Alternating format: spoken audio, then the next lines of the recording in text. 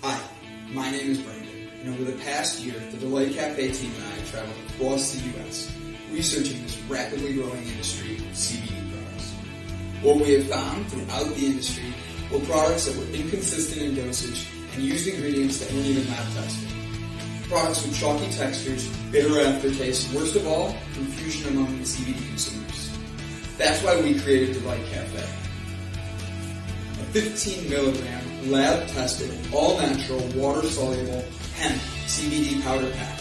It's odorless, colorless, and tasteless. Add it to your favorite drink of choice, wherever, whenever, on the go. Quickly find your calm, your balance, and your delight when you need it most.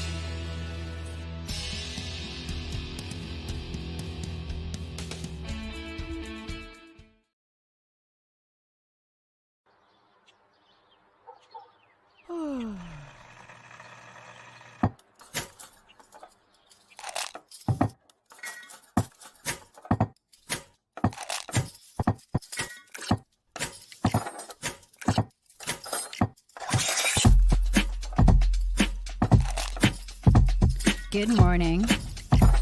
Good morning.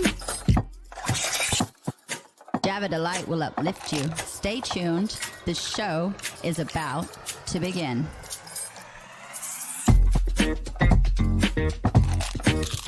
Grab your coffee. Stay tuned. This show is about to begin.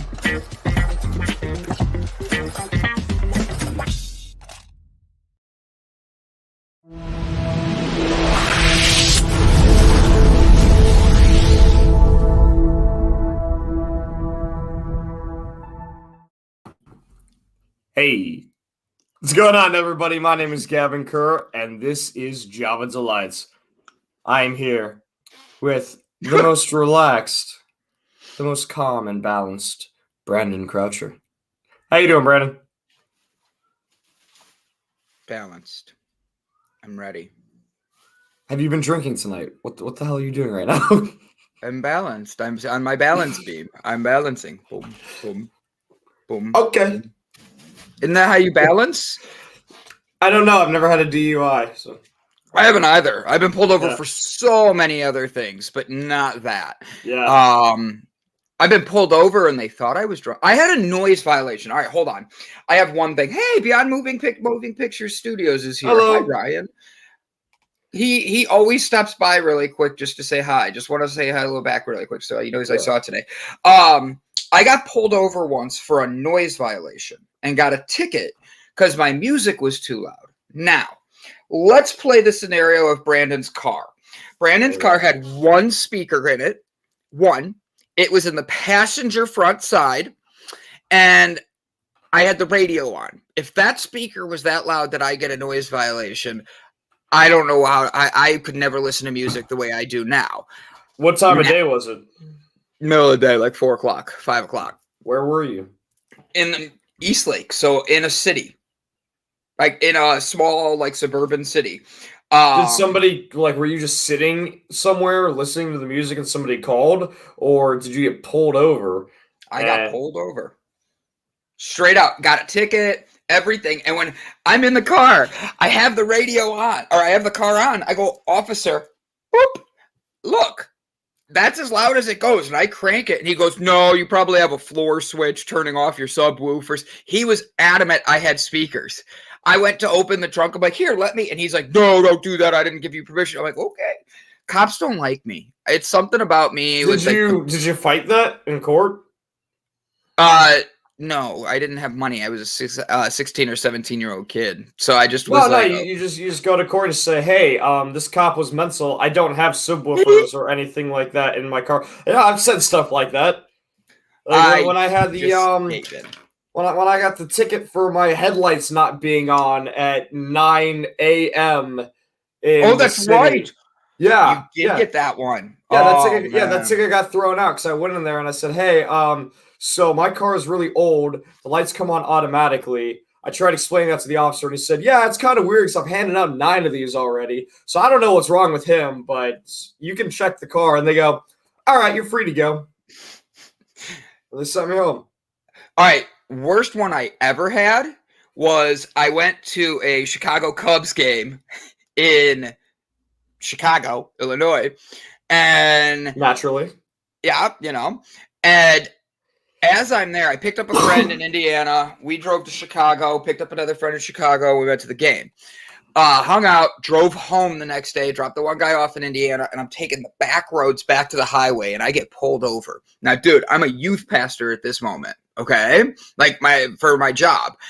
I get pulled over. The cop says I fit the description of a drug dealer, and they need to search my car. And I have, I give permission because I have a Jesus bumper sticker. I have on a youth T-shirt and a hat that I think said Jesus loves me or something. I was full on in the church like that.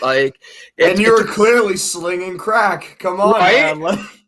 I fit that description to a T. Apparently, they didn't just search my car; they brought 5 more police cars. They searched my car with a drug dog. They actually opened the trunk and emptied it and then slit the seat in the back because they were insistent there were drugs in there. Dead serious. Oh my God. Did they pay for a new seat then? Yep. That one I did sue. I was on the phone. I'm sitting there. Dude, my favorite part with the whole thing is I'm sitting there on the curb as they're doing everything, just being me, just being like da-da-da-da-da. I'm talking to some of the cops. The one officer goes, "Hey, he's not a drug dealer and you're just doing this now. This guy's the nicest dude you'll ever meet." I'm sitting there laughing. I'm like, "Thanks, officer." And he's like, "This is just a waste of time." And he sits down next to me and just talks with me. I'm like, "Am I allowed to pet the dog?" And he's like, "No." And I'm like, no, you're not. "But I'm not a drug dealer. Can I please pet the dog?" Were you in handcuffs or were you just sitting on the curb? I was sitting on the curb. They didn't find anything. They didn't have any evidence to find anything. And I was being 100% compliant. Yeah. I think you haven't been in the car when I've been pulled over. I have weird things. Yeah. When I get pulled over, I don't know what my cousin's a cop. My grandfather was a police officer. I don't know what it is. When I get pulled over, they look at me and they're like, "You're someone I'm going to play with." Oh no! Anytime I've ever gotten pulled over, I take out my license and proof of insurance. I have the car window rolled down, and I just have it like this. It's right then and there. I don't even give them the chance to ask me, "Do you know why I pulled you over?" That's a trick question. I'm not going to answer because either I don't know, and then I look like I'm ignorant when I'm driving, or I do know, and then I'm acknowledging the fact that I knew I was breaking the law. So just here's my stuff. Go run what you got to do. He's right. Comply and you don't get shot. That's all I ever do. Yeah, I've complied. I still get yelled at a lot, but I think in high school I was told I have a punchable face. And it was by people who I knew you were gonna laugh.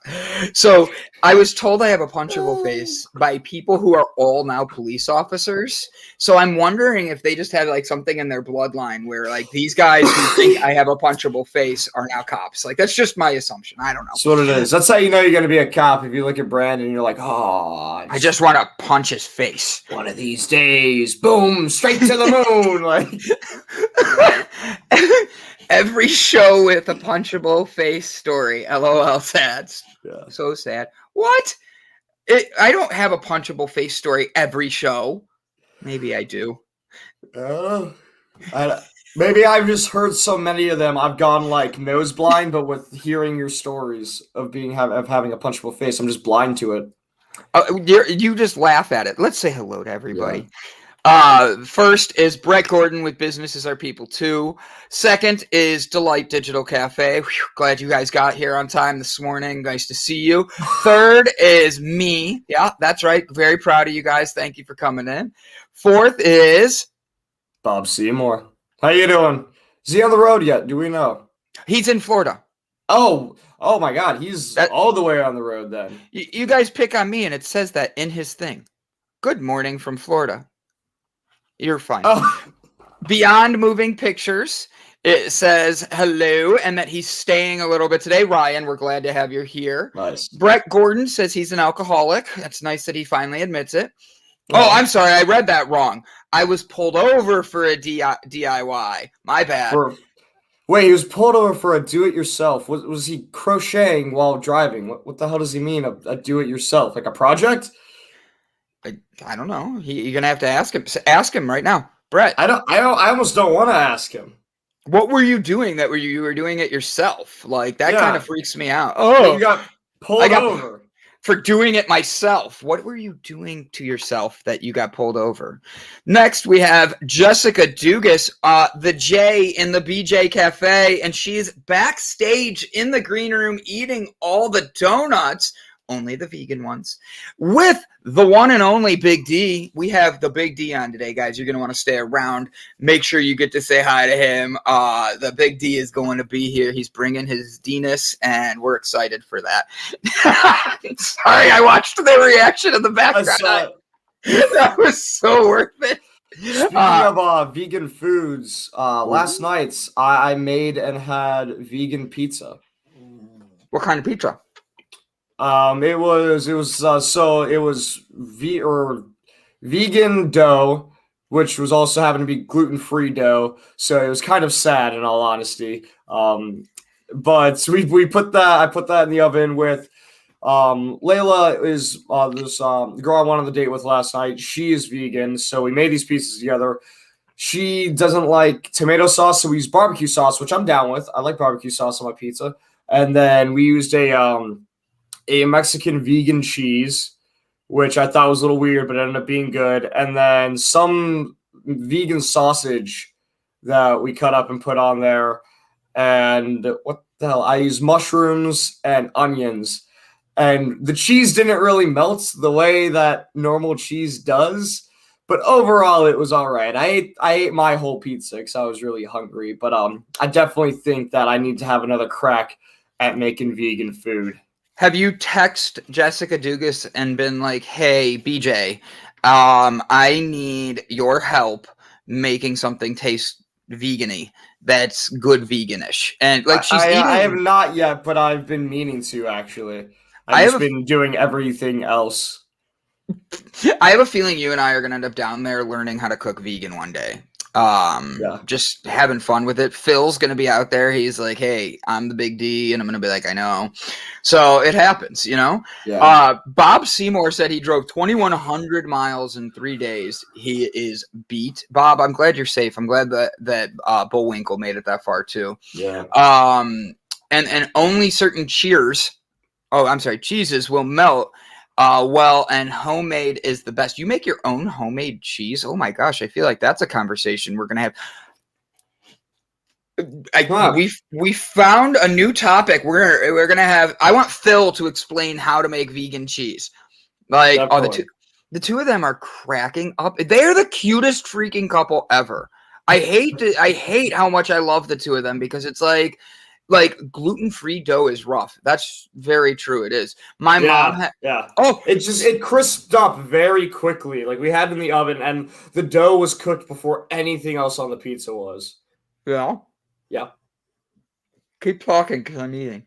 Oh, okay. I got a piranha yesterday. What? Yeah. That was pretty sweet. His name is Bruce, and he's about the size of my hand.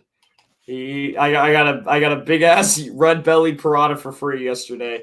I went to the pet store to get some feeder fish and some crickets. They were out of crickets. I gotta go back today, but I went to go get feeder fish, and this girl was walking in with this bucket, and you know me being social and curious, I'm like, hey, what's in the bucket? And she goes, it's a piranha. I was like, no way, it's awesome. I'm like, what are you doing with it? She goes, well, I'm moving into a dorm for college, a studio apartment, and I can't take my 75-gallon tank with me anymore. So I've had this piranha since it was little, and I just have nowhere to put it now. So I'm just going to donate here. I was like, don't do that. Give it to me instead. And so now in my turtle tank, I have my turtle, Tara, and now I have a big red-bellied piranha named Bruce, and like approximately 40 feeder fish yesterday, but there's definitely a good amount of those gone now. I absolutely love the name, just so you know. You know why I named him Bruce? No, I'm curious. Because fish are friends, not food. But I'm going to feed him fish. I knew it. I'm like, it's from Nemo. I didn't think the pufferfish had a name. I don't remember that. Oh, I'm sure he did. He definitely did. All the fish in that tank definitely had a name, but I do not remember what it was. I remember the one angelfish's name was Gil. Bubbles, bubbles, bubbles, bubbles, bubbles, bubbles. Yeah, I don't remember Shrimp's name either. Unless it was Shrimp. Pierre. That's right. He was French. He was French. So, buddy, what are you excited about today? What is getting you going to get you ready to make sure you have a great day that you can inspire people with? What am I doing today? Today I'm working. I'm going to the fantasy, and I'm going to be doing a bunch of yard work. So that'll be that's going to be a good day. It's going to be chill. I'm going to take a weed whacker, and there's an atrocious amount of vegetation there that I need to cut down. So I'm going to put in my earbuds, and I'm going to get rid of all that. I actually really enjoy heavy-duty weed whacking because I get covered in all of like the plant guts, and it's kind of refreshing. It's like it's just raining, plant guts. Yeah, no, chlorophyll. It's just raining chlorophyll on me. It's wonderful. Chlorophyll? More like borophyll. Chlorophyll, shut up. My favorite is Jessica and Phil in the back are bobbing their heads with it too.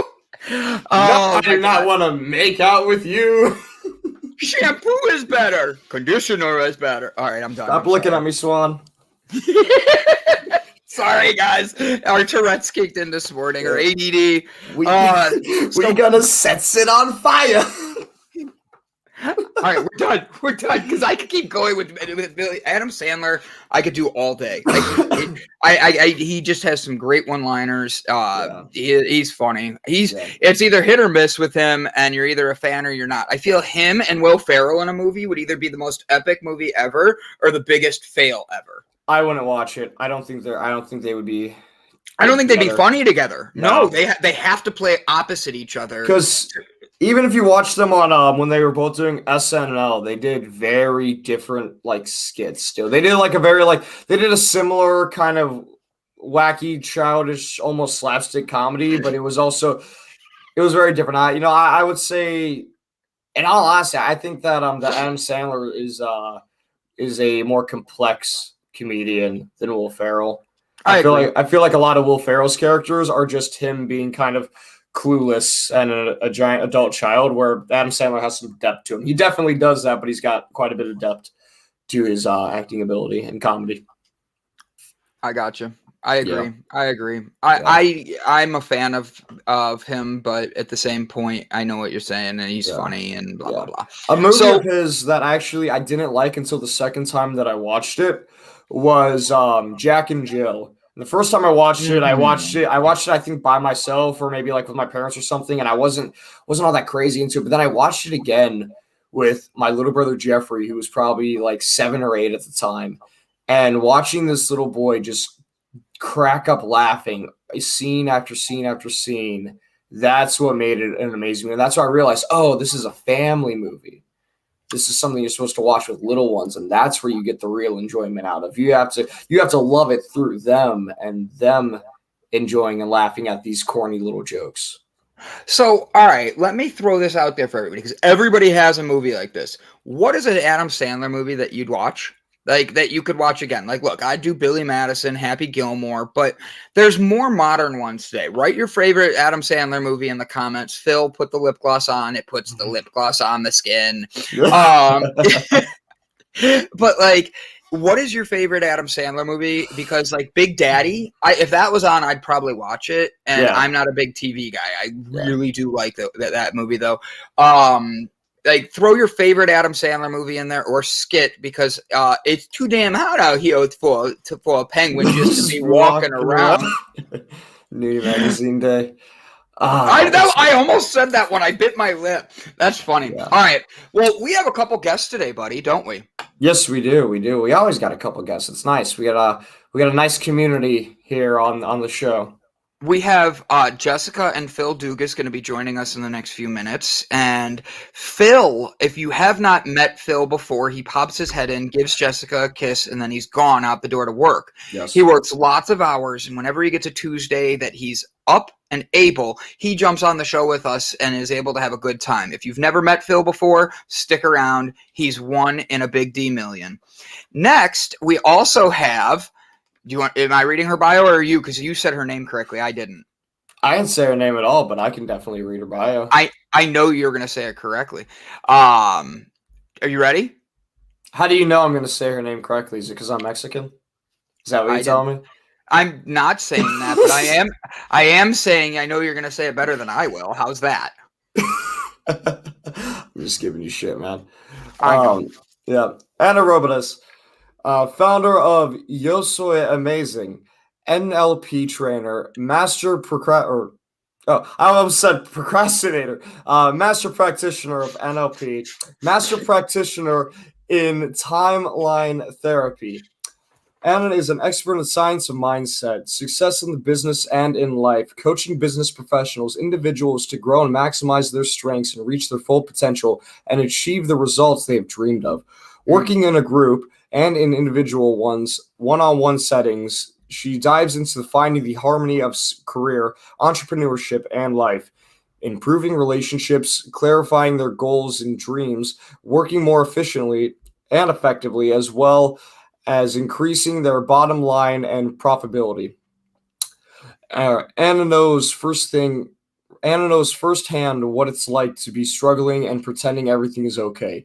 She found the courage to dream again and redefine herself. She knows what it takes to dig deep and master self-talk, shift her limitations to create and design the life she's always dreamed of.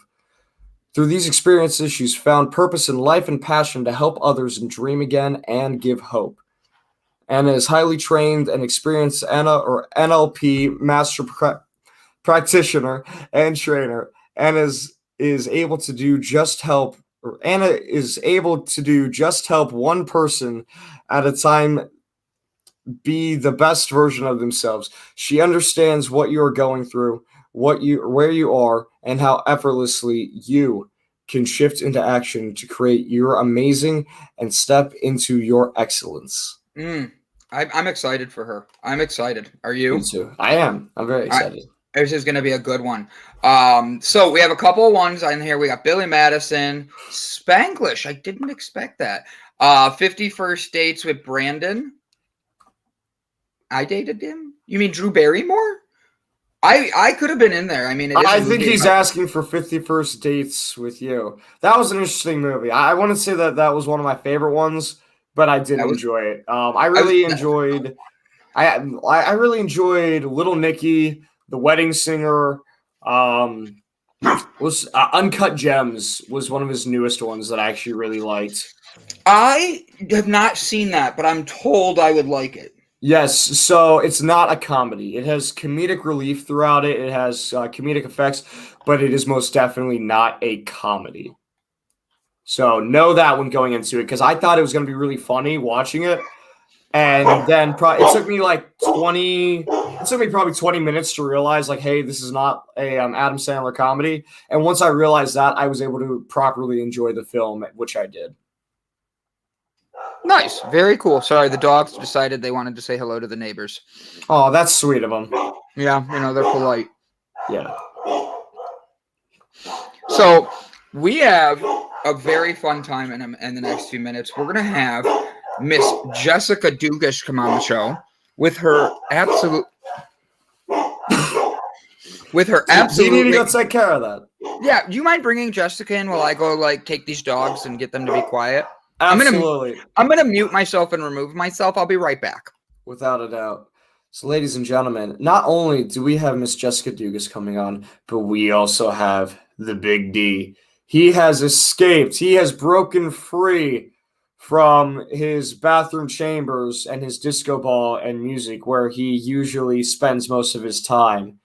So he is breaking free from there. He has somehow managed to dodge the office space where he spends the rest of his time, and he is here to spend time with you lovely people. Without further ado, the Dugases.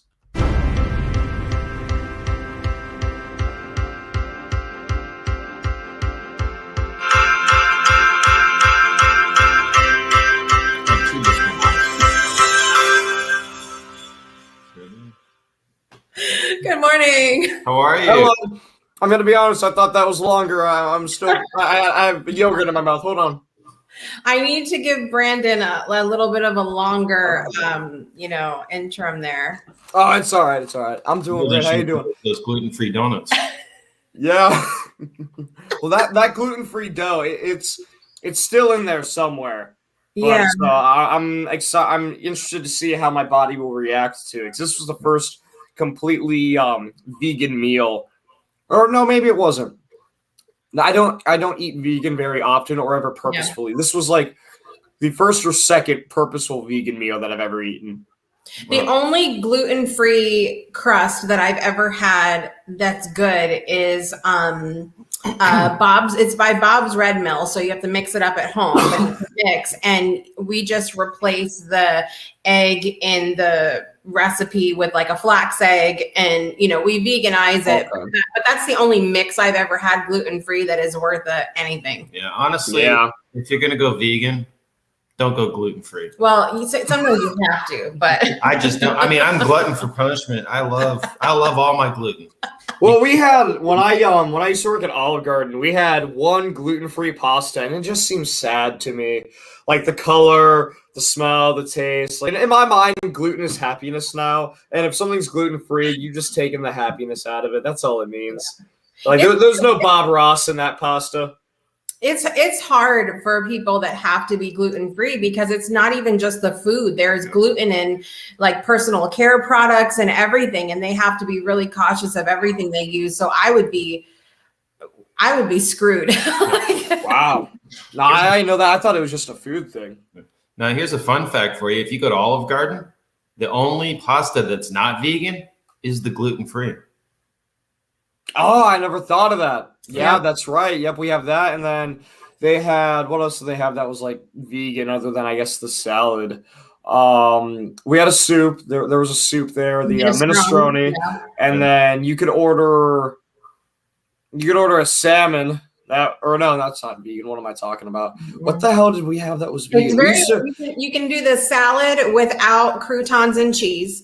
And you can't have the dressing. You can have oil and vinegar. So it's pretty much like lettuce, oil, and vinegar. Yeah. And then the salmon was gluten-free. That's why I thought of salmon. Yeah. Yeah.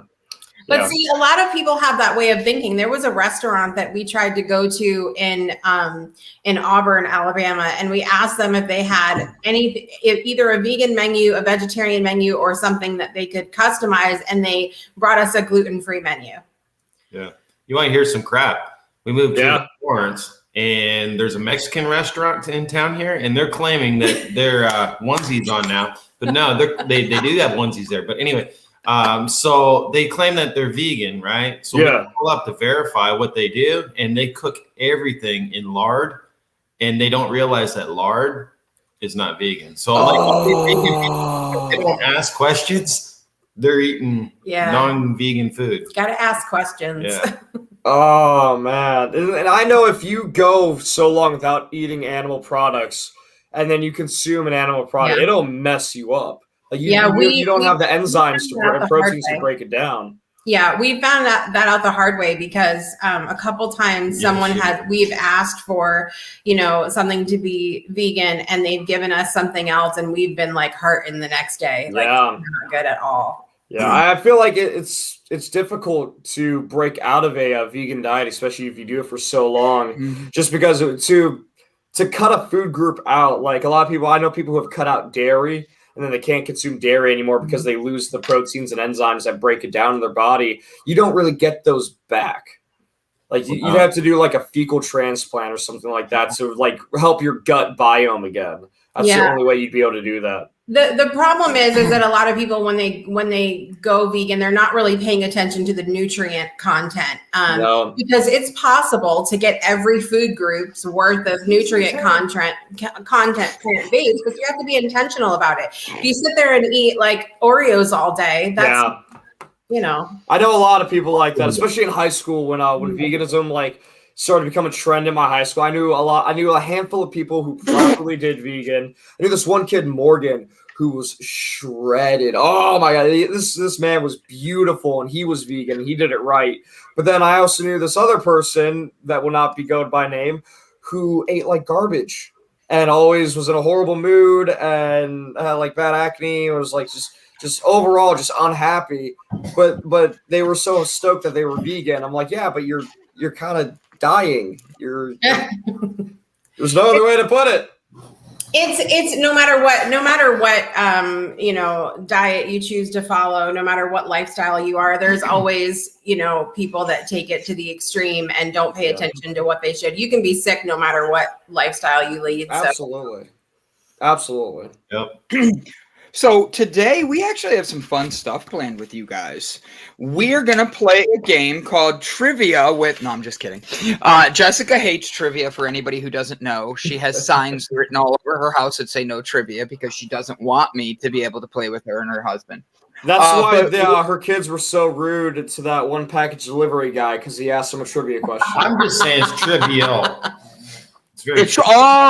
It is. Very well played. Very well played, Big D. So Phil and Jessica, how long have you two been married? We were 10 years in December. 12. Well, he said married. We got married 10 years ago in December. Oh, sorry. I'm just trying to push time forward so we can get past these Biden days. Oh, that's right. Biden's president. Is he really? I guess I forgot. Have you listened to his speeches lately? I don't know what the hell he's doing. So I'm not even trying to be political right now, but when Trump was president, from the time he started running to the time that he was out of office, we watched him like a hawk. Every move that he made, we watched him. I haven't heard a goddamn thing about what Biden's been up to. I forgot we had a president for a while. I'm not going to lie to you. I was coming home the other day from grocery shopping, and as I'm putting the milk away, I go, oh, shit, who's in office right now? I don't know what the hell's going on. I haven't seen any memes. I haven't seen any YouTube videos. Like, I haven't seen anything trending on Facebook. It has been quiet for me. What did I miss? What the hell is going on? So we want to talk about toxic relationships. That's where I was going with this. Well, I think that I think the country has a toxic relationship with our president right now because he has been absent. Oh my God. And I'm the bald one. And I'm the bald one with things going over people's head. So if you guys have had a very good relationship, you've been together for like 12 years, 10 married, 2 just seeing if you like each other. But I love you all. I'm trying to avoid politics, and you guys are like, hey, did you know Biden? Jessica's watching me. Here's the fun fact. He can't even read a teleprompter. I'm not going that path. What we're going to do is talk about your relationship and how you two have,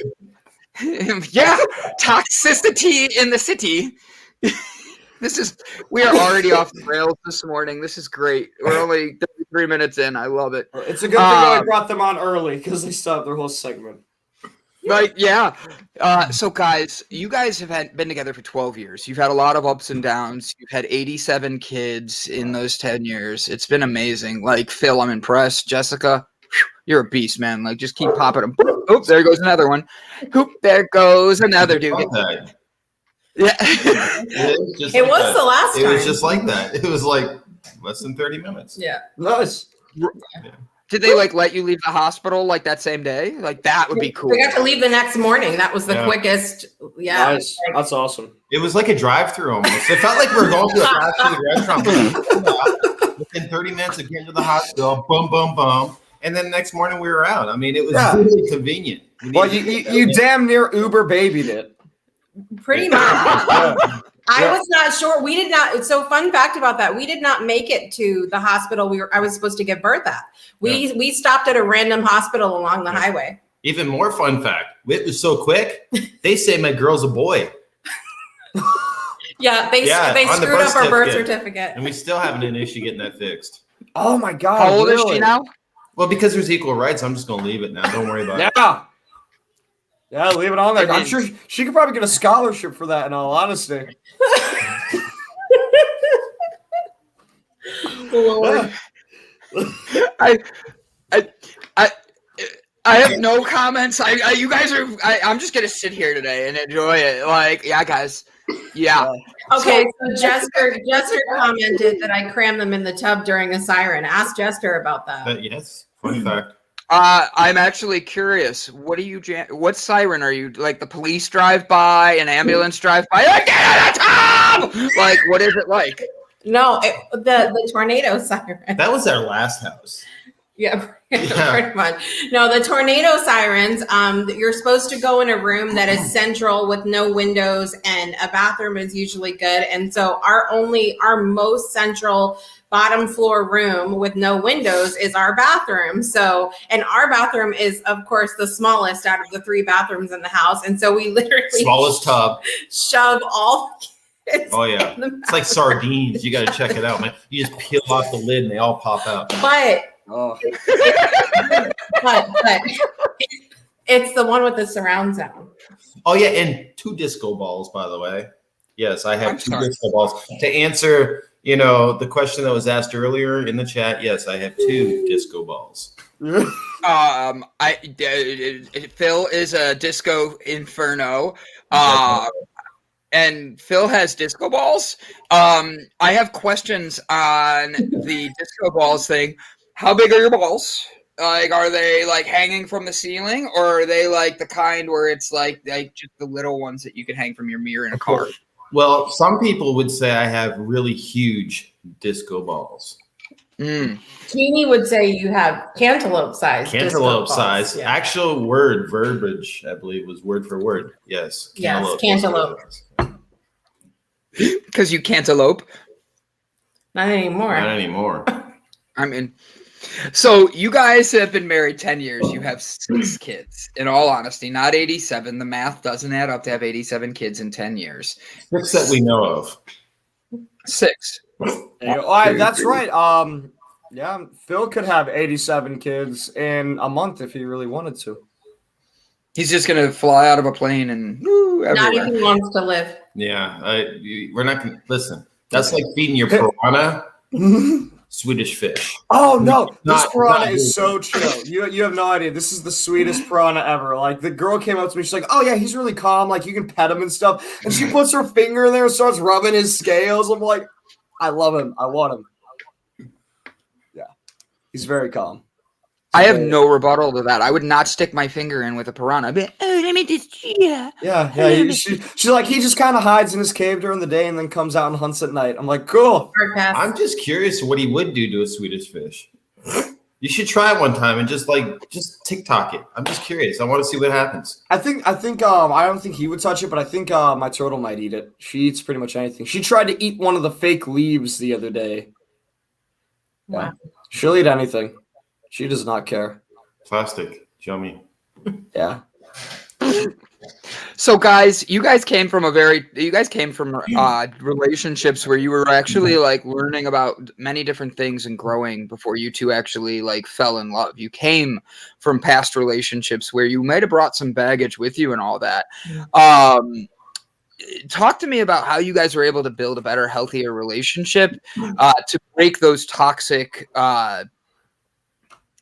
I want to say luggage, just because that's the word going through my head with this unicorn on. The toxic things you brought into the relationship that you guys fixed together to build a better Big D family.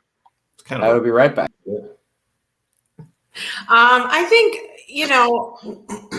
we both, neither one of us intended, like, we weren't like looking for a relationship, either one of us, at the time that we met. We were each dared to make a profile on a dating website by friends, and that's how we met. And I remember I was so closed off to the idea of another relationship at the time that my profile, do you remember what my profile said? Yeah, like 3 kids and I've got 3 kids and I've got a lot of baggage. So I said something like that. And because it was a joke, it wasn't intended to be like, this is where I'm going to find the person. I wasn't looking for anyone. This was just a hookup. You're hot or you're not. It's really that Yeah. simple. It's like a Facebook thing. You just give it a thumbs up or a thumbs down. What app was this? Hot or Not. No, it was Hot or Not. I didn't even know that. I had no idea that was still around. Apparently, I'm not. I never passed a 4.9. That was my highest. Yeah, this was a long time ago. I think it's called something else now because I had told a friend of mine about it and she went to it and it took her, like the website still went somewhere, but it took her to it was like branded different. So I think it's still around. It's just under a different name or something like that. But like we both did it as a joke. I wasn't intending on. I bet Gavin doesn't even know that app. I bet Gavin doesn't even know that app. What up? Hotornot.com. Oh yeah, no, I've seen it.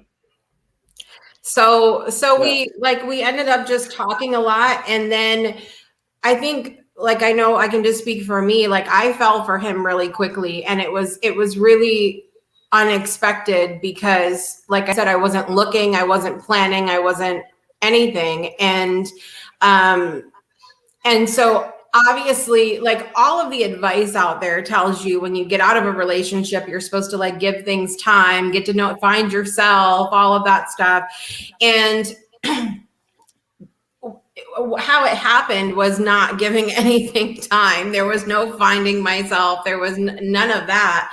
And so when we started, he was in Alabama and I was in Florida at the time, and he was driving like every weekend to come see me in Florida. Like, what was it, 8 hours? Yeah, 8 hours. I do it in 4 hours. Don't ask how. I didn't realize you could fly to Florida in a car. You can't. And here's the catch. When you're going through Georgia, and if you're doing about 25, 30 miles over, just every 10 minutes there's going to be a cop. Just know that. And then just go again. You're good to go. What is your worst police story? Gavin and I were given ours. What's your worst encounter with the police? Oh, we don't want to go there because I don't know. Okay. In trouble. I definitely I got away. I didn't give you your worst one. I know your worst one. Like, I'm not going there. I don't know Phil's, but he said this is a private one. It's gonna have to wait till we're down there and have a conversation. Meanwhile, I've never even gotten a ticket. Like I got a ticket and the cop died, so I got off.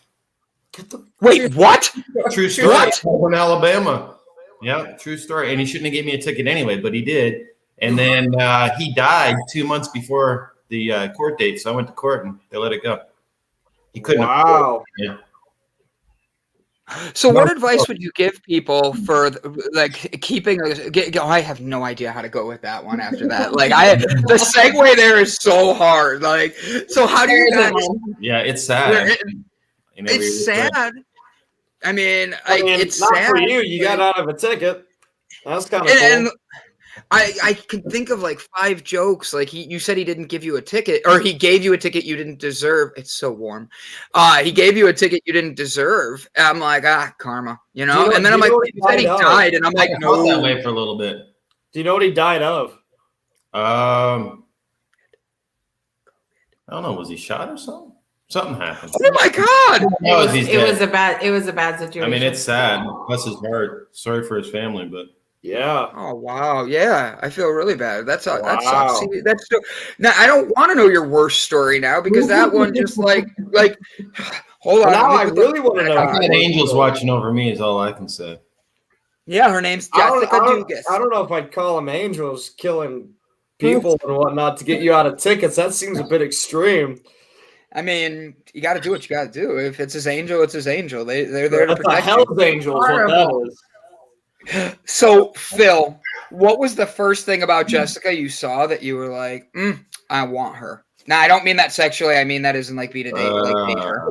Funny. I can't say. All I can tell you is I still remember looking up and anyway, yeah.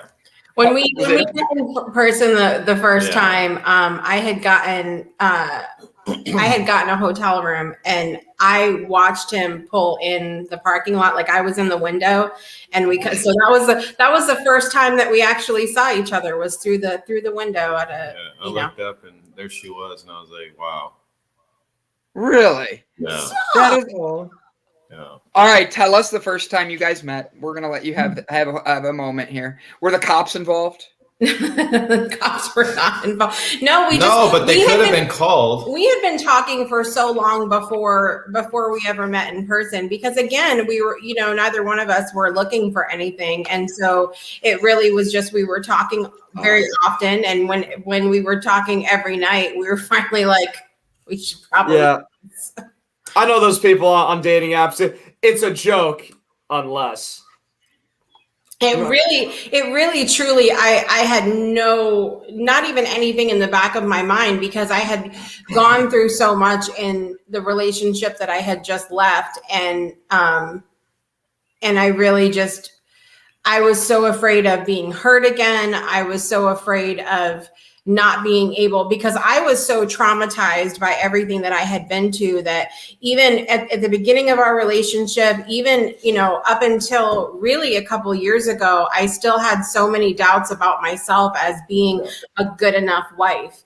We had a couple kids and been married a few years before I really started to truly appreciate and love myself, which for me with him, I'm always so grateful and appreciative that he has always given me the room and the space that I've needed to explore myself, to get to know myself, things that we should have, by expert terms, done before we got together, but that's not the way that it happened.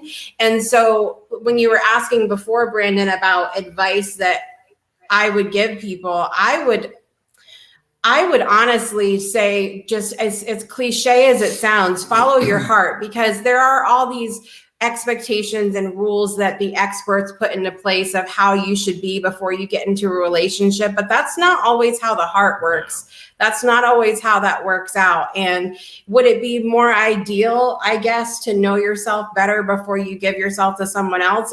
Probably 100%. But I think I have always felt like, and again, I can only speak for me, that we were kind of meant to grow together in many different ways. I mean, God works in mysterious ways. We both went through the similar situations with our exes. So it was, I hate to look at it this way, but on the same token, I think we were just being prepared for each other, if that makes sense, because we can both relate to what we've been through. So Absolutely. So what I'm curious about then, of course, if because I do want to get a little personal and get a little more in depth with everything. So if there's anything you don't want to talk about, just let me know. What made you since you were in this mindset of, I'm not really looking for anything, this is kind of a joke, just having fun on these sites. What made you sign up? What made you download these sites if you had no intention for anything? We were both dared. We each had friends that dared us to go on there. It was just one site, and it wasn't really a true dating site. It was more like a Facebook type thing, where it was like you just give a thumbs up or a thumbs down. There was no, you can interact with someone, but you actually have to send them a request like TikTok and then get a response before you can technically message them. So it's gotcha. It was very very different. It wasn't labeled as a dating site. Okay. It was more like a social experiment then. Yes. Yeah. And I think I probably was the one to message him first. And I feel like at the time I was so desperate for conversation, for things that I wasn't getting, and I hadn't even really gotten that much of over the 8 years I was previously married, to be honest. Yeah. So I was really just trying so hard to I see that question. I was really just trying so hard to find somebody to talk to, and it's funny. The funny story of this is that he had an old picture on that site that didn't even really look like him. That's not true. I was hot. You catfishing? But he was 8,000 times better in person. So I was because you're nervous when you only see somebody's picture. What can I say? I thought it was a nice picture of me. It was a nice picture, but it was nicer in person. I still use my high school senior pictures for dating sites, so I understand. There's a question here that says, what's Phil's best line that he ever used to pick you up? What is your best pickup line, Phil?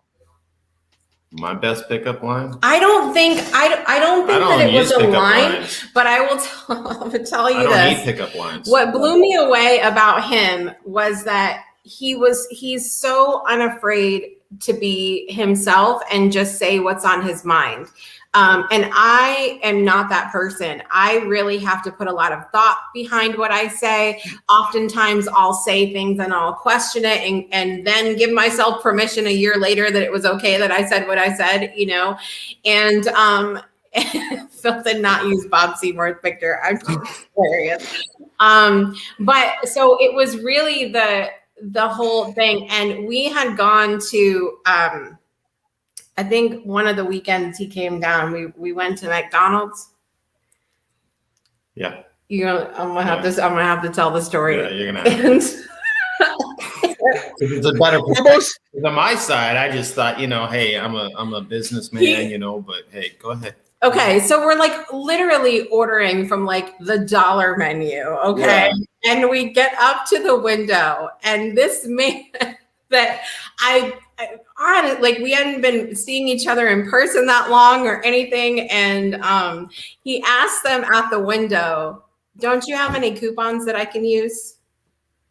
I like that. And we had they ordered always off have coupons they send out every week. Every week they send out coupons. Yeah. Like buy one get one free. Yeah, I get that. I'm always looking for a deal. I'm always looking to like save a couple bucks. I respect that. You got to do it. Those pennies add up. Brandon, but what's vegan at McDonald's? I wasn't vegan. They weren't vegan at the time.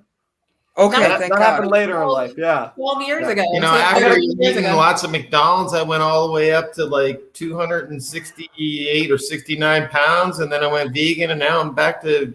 What are you, 188, 185 in between. That's awesome, man! Congratulations. I got a question though about saving money. And we are not sponsored by them in any way, but if somehow they see this and want to throw some help our way, so that'd be cool. Have you ever used Acorns? Yeah. Have you ever used Acorns? Like, they're a great app. We love Acorns here on Java Delight. Looking for sponsors, and Acorns to teach people about their money would be great. Sorry, guys, have you tried Acorns?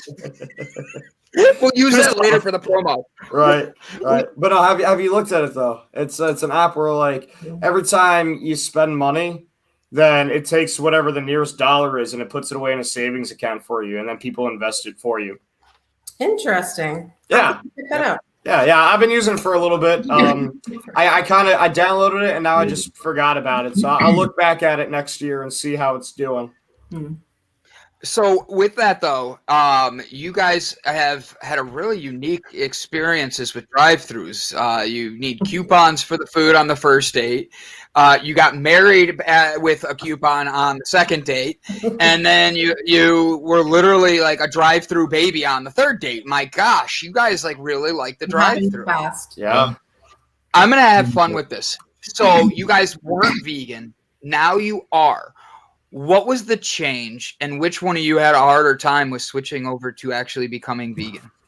This is a good question because so when my brother passed away back 11 years ago, that was the first time that I had explored different ways of eating, because him passing away opened my mind to the whole holistic world of alternative medicine and all of that, energy medicine and all of those things, because he had followed everything he was told to do by the doctors and died like 6 months later. Like, it was so fast. And so for me, I'm looking in at that going, there's got to be something else here to healing and to, personal wellness and all of that. And so I had gone raw vegan for several months, I think in like 2012. And so I had always been bouncing back and forth, but he was always like that turned me off back then. Like, yeah. I was like, ugh. Like, yeah. Right. I was just like, no, I can't do it. Yeah. Yeah. And then Margine, one of our daughters, had our oldest daughter, had gotten really sick, and she was having really bad intestinal issues. And at the time, when we had found a doctor that was a regular MD, but also trained in holistic medicine and looking at alternative therapies and all of that. And at that time, she had like 6 fist-size impaction lumps within her intestines. And she was, how old was she? Like 4, 5? 5. Yeah. And so we were like, what do we do? And I remember doing a lot of research about plant-based diets and all of that. And we had put her on a plant-based diet. Within 4 months, she was fine. Like she had never been sick. And when there was a time before that where she kept sneaking food because everybody in the house was still eating a standard American diet. Yeah. And she was sneaking food, and we were struggling with that. And one day he was outside grilling burgers. Now, if there was 8 days in a week, he would have grilled 8 days steak 8 days out of the week. Like, that's how much meat he would eat. And they were burning on the grill. Do you remember that? Mm-hmm. They were burning on the grill, and he flops down in the chair and he goes, we can't do this anymore. And that was literally, we had given away that night. We gave away all the meat and everything. We had hundreds of dollars worth of meat in the freezer and stuff. We just gave it all away. And then the next day, there we were. And so he was the one that ultimately he was just ready, and that's when it was. But it was something that I feel like, kind of after years of me exploring it and talking to him about things, and then it took him seeing his daughter getting better. Yeah. And then that's how it all happened. So then it was overnight. Wow. Have you noticed any big major changes since you guys have been doing that? Like, have you noticed how big the changes have been in your life? Like, Phil, you said the weight loss, but have you noticed anything else? Absolutely.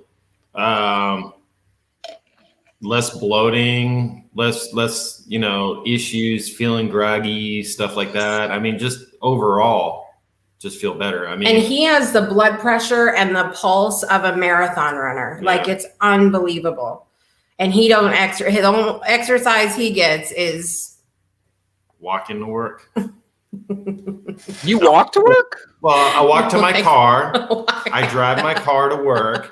I park it. Then I walk from my car to the door. I walked into that one, didn't I? I walked into that one, didn't I? I should have seen that coming.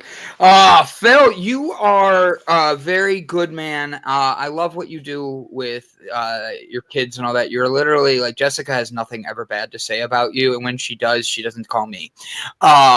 So in all honesty, buddy, I've had so much fun getting to know you and watching the two of your relationship develop in front of us as a role model for everybody. It sounds really cliche, but it really is true. You guys, when you guys come on, you play, you're cute. People don't even get to watch you guys actually do the adorable things in the background. Well, see, when the dogs were barking, we were back here singing "Who Let the Dogs Out" and barking. What was going on there. And then I was wondering if you put the onesie on to scare off the dogs. I wasn't. No. I literally, the dogs barked and I like stood up and they both, because I was on mute, you couldn't hear. I literally like barely stepped. My butt was probably still in the screen, and the dogs stopped barking because they heard me getting up. And they knew that unicorn. Well, I went and put this on just because you're here, buddy. Like, I literally was like, I need to go get dressed. I need to look my best for Phil. So I put on my white onesie, and I wanted to be a unicorn like Phil is because I love the Phil D. Well, I told him I poked my head in the bathroom when he was in there, and I said, wear something cute. And he was like, what do you mean cute? And I said, wear something so you look hot, right?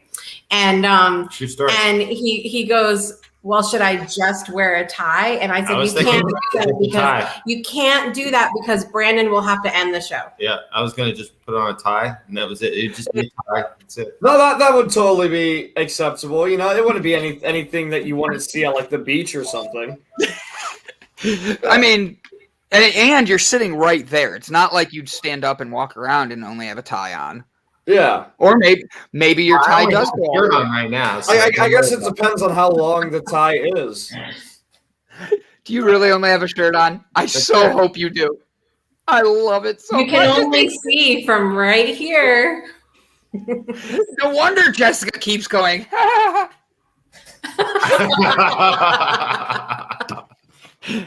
All right, Gavin, Jessica, and Phil, thank you guys for coming on and talking to us and being so vulnerable about your relationship and how you guys have been able to grow stronger through all 75,000 kids. You guys have made it through. And Jessica, you're doing big things. And I love what you're doing at the Breakthrough Show, guys. Do not forget to go give her a text message. Text Delight to 256-685-7092. She does answer. I text her every time she puts it on the show and make sure it really is her. And I send like random gifts to her to make sure she's awake. And then I have Phil's number, but I haven't texted him yet because I'm going to like have some fun with that when I have a good chance to play a joke on him. He's going to be like, who the hell is this? And I'm going to be like, ha ha ha, it is me. And that's how I'm going to do it. So, guys, do not forget to text Jessica. Text the word delight to Jessica. Thank you for tuning in. Watch the show, The Breakthrough. She will be on this Friday. Gavin, are you ready to like have our guests come on and have some fun? I am. I'm ready. All right. We're on. I will hit the buttons. You're going to the hellos. Everybody say goodbye to Jessica and tell her how much you love her. Bye, Jess. We love you. Oh, Phil, we love you more. We love you more, Phil.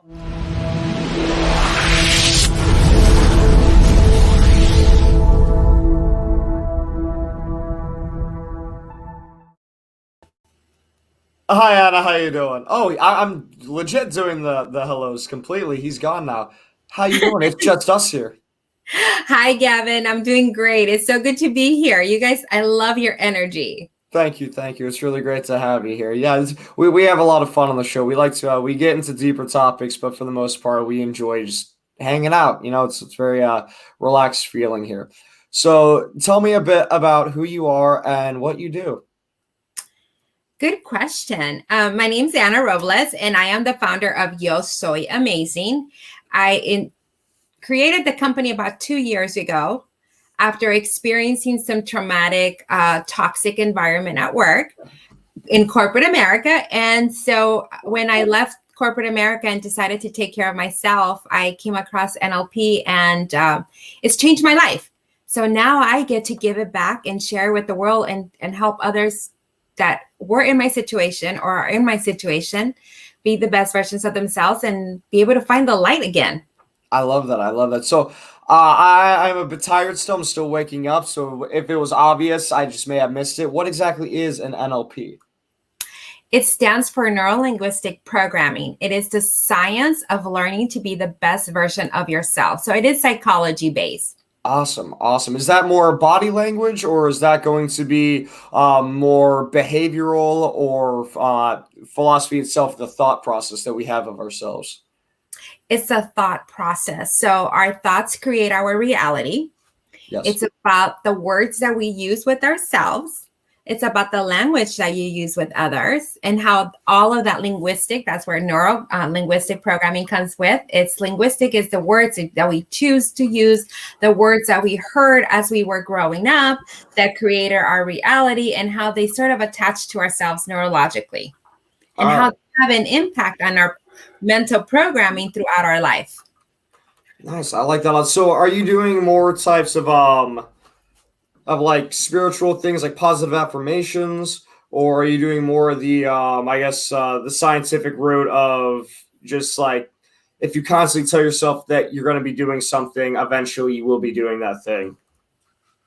So at one time I still do positive affirmations. I think they're important for us to do them, but I believe that the positive affirmations are more on the front conscious level. Yeah. So I actually do a lot more of the deep level, working with my unconscious mind. So I ask myself questions, when I'm going through things. It's like, what is this about me? What do I need to learn from? And then just focus on the positive that comes about, and that actually reprograms or rewires my thinking. Yeah, I like that a lot. It's very that ability to try to be self-aware in stressful situations. Do you find yourself? I'm assuming that at first the first step is to be able to do that after a situation has occurred, rather than during the situation. And the next step, would that be to try to be able to foresee situations happening and how you would react to it, or is it the next step would be being able to stay calm and collected during bad situations? Well, you learn to stay calm, and you learn to take a look at the entire situation, and then ask yourself, what is this about me? Yeah. What do I need to learn? How do I handle this? We're human beings. We're going to react, and it's okay. There's no right or wrong. If you react to a situation, you needed to react to it. There was a reason why. So it's an opportunity for us to step back and say, okay, what can I have done better? What can I learn from? Or what was the reason this showed up in my life? Because everything in our life is a lesson. It just prepares us for the next level. Yes. And if we don't learn the lesson, it's going to keep showing up until you take that lesson. No, absolutely. Absolutely. So what would you say is what would you say is the most common approach to being able to mentally step back in a stressful situation? Like, let's say you're going through a breakup, or you're about to lose your job, whether it's being fired or laid off or whatever. What would you say is the first most common step of taking that step back and getting ready to evaluate what's going on in your next move? This may sound really silly, but the first thing you really need to do is stop your thinking in the tracks, because when we are in that situation, we're like in the pit of hell, and we're like, oh my gosh, what's going to happen? You need to stop, take a deep breath, and either say the ABC backwards, do the timetables in your head. You really need to kind of change your mind really quickly so that you can step out of it, because the longer you sit in the cesspool, the longer it's going to take you to be able to step out and be able to look at it from a different perspective. So if you could just pull yourself out for a second, and whether it's either going for a walk, or just saying the timetables, or saying the ABC backwards, or the Pledge of Allegiance, change something in your thought process, and it will instantaneously change you to be able to go back to the situation and not look at it from a different perspective. Nice. Very well said. Have you, with a significant other, sometimes we say and we do things. We've built that boundary with each other, those times where we have things, and you go to set that boundary of walking away or changing your mindset, and our significant other knows that right thing just to say. That's like a word dagger right to the heart. How do you respond to that without having that emotional overreaction? Or, because men are known for that. I'm not even going to sugarcoat it. Men are known for having more of an emotional reaction with anger and that. So with that, other than counting the ABCs backwards and stuff like that, what is a trick you've noticed worked, especially with a really heated emotion and people getting hot, to be able to walk away from each other and not scream and yell? It's a choice.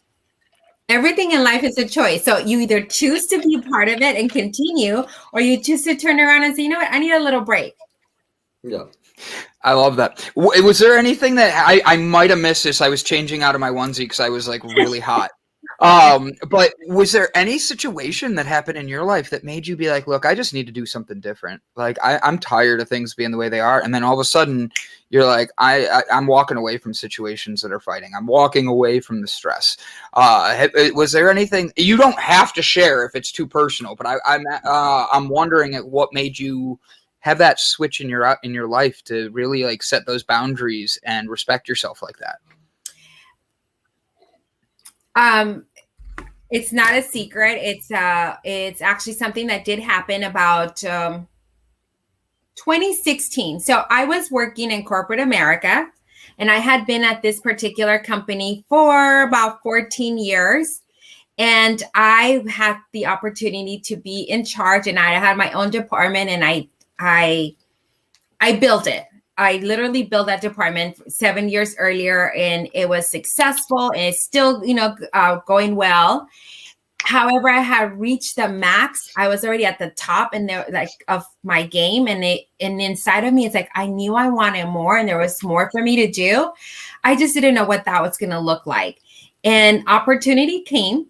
And I was so excited about the opportunity because it was going to take me out of this box that I was in, because there was no growth for me, that I didn't really do my due diligence. I didn't really do the research that I needed to do. And I took the opportunity with the intent that I get to grow. I get to be it's exciting.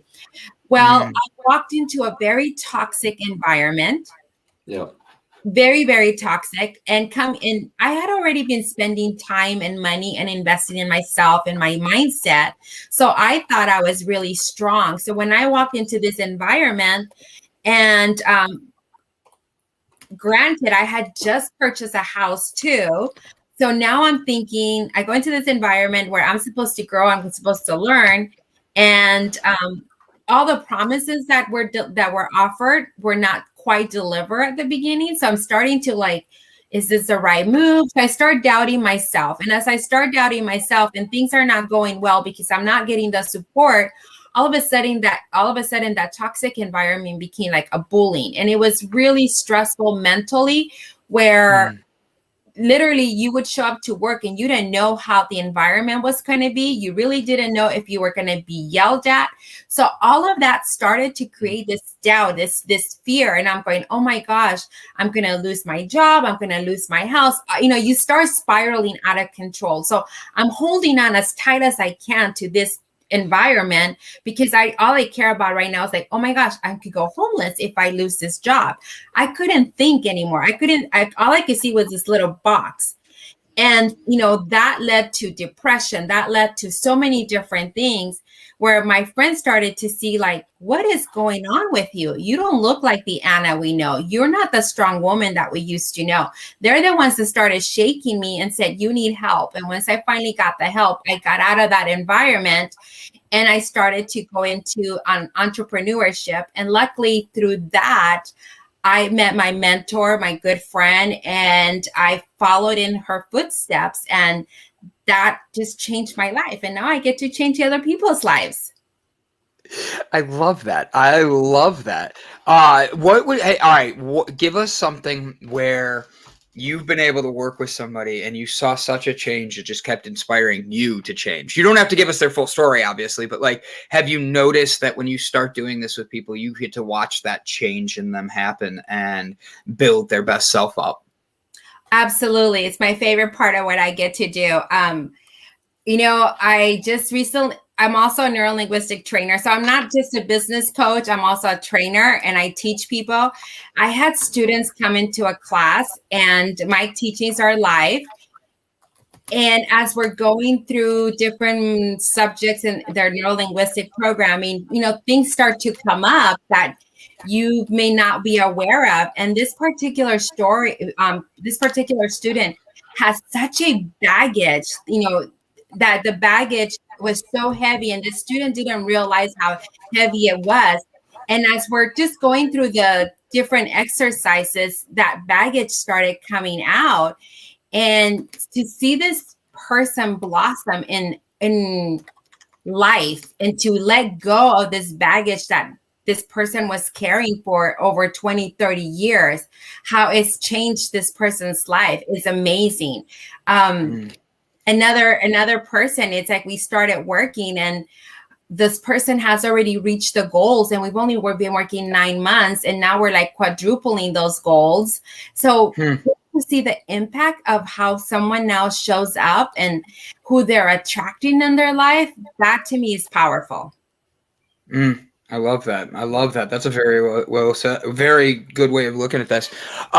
When you started doing all of these things and you started helping people, did you notice that it made you see things in yourself? We always hear, for me, I always hear, notice the people around you because you attract that energy that you are. Did you notice that the people around you changed? All of a sudden, people who maybe you hung out with all the time are not in line with who you are. I say this as someone who learned that I have gone through friendships, not in a bad way, but like when I step into building my next best self and getting to that next level, I've noticed some people fall off. And I'm one of those people that I'm like, I wonder why they were only there for a season or a reason.